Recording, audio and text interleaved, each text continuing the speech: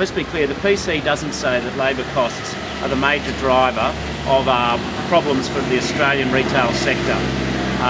Let's be very clear, the solution and the way forward for the retail sector doesn't involve cutting the basic wages of low-paid people. That has never been the Australian way. What it does make clear throughout the report is that state governments have got a challenge to lift here. It shouldn't be as hard as it is for Aldi or Costco to be able to get zoning permission to set up in competition to other outlets.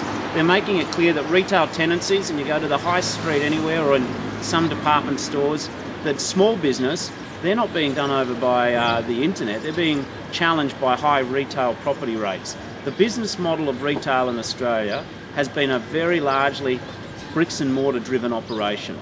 The internet isn't about to drown out bricks and mortar. Of the total retail expenditure of some $250 billion in Australia, 6% is going on the internet, and of that 6%, 2 in every $3 is going domestically. So let's be clear that the overseas internet challenge, whilst it is growing for our Australian retailers, it is a sardine in the issues compared to some of the other challenges of retail in Australia. Many of the large Australian retailers said that they tried the internet a few years ago and got their fingers burnt, and some of the most famous household Australian names said the internet would never work. Well, they're wrong, and I think this report lays out a lot of thinking for government, for state governments, for councils, and for retail generally, and we will work with retail because it is so important. Does it sound like the federal government taking any responsibility here? It's effectively everyone else. Well, let's be clear here. The federal government's commissioned a report on the Productivity Commission to do this report. We were ahead of the curve.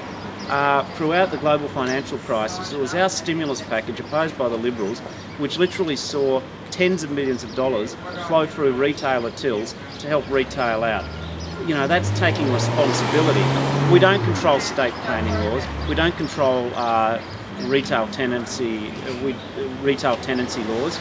We don't run the business of Myer or David Jones or Jerry Harvey. Sometimes in Australia there can be a tendency for some Australian businesses, when things are going bad, to say this is a taxpayer challenge, and when things are going good they put it down to their managerial genius. What we would say is, on this case, retail needs to understand that the world is changing, and that simply trying to turn back the tide and ignore the internet is foolish business practice. What about the pressures on domestic online retailers? Are they disadvantaged by the GST threshold? I think if you look at the expansion of domestic online retail, they're growing 10 to 15% per year.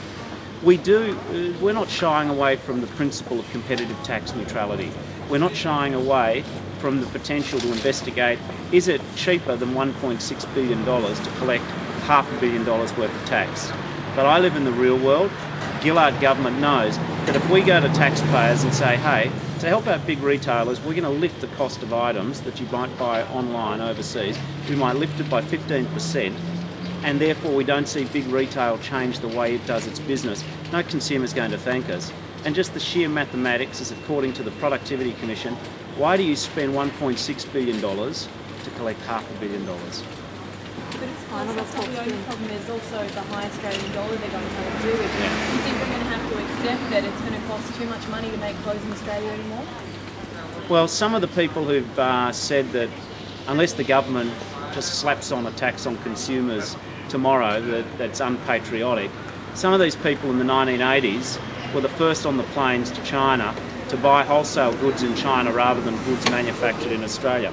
Now what's happened is that some Australian customers have bypassed them and can go online and do the same things that they were doing in the 80s.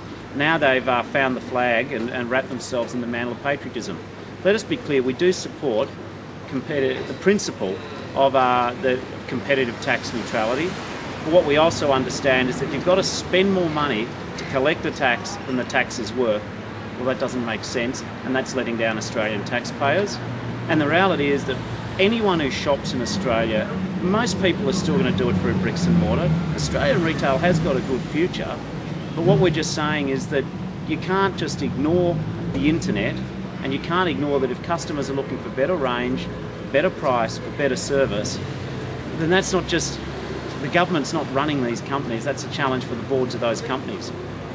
You might call it there. React fairly swiftly to the final report and down in November, as in acting minister of government. Sure, well, the final report obviously then has to be considered by the government as a whole. This is a draft report. The great thing about shopping is it's a bit like voting. Everyone can do it, so everyone's got an opinion on how it should be, how the place should be run, and the government's very mindful of this. What will guide us in all our responses is what's the best deal for the consumer. If the consumer benefits, then we go ahead with that. At the moment, we've got a draft report which says it costs $1.6 billion to collect $500 million, and we think there's opportunities here for state governments and retailers, along with the federal government, to work with retail so it can adapt and innovate to the future.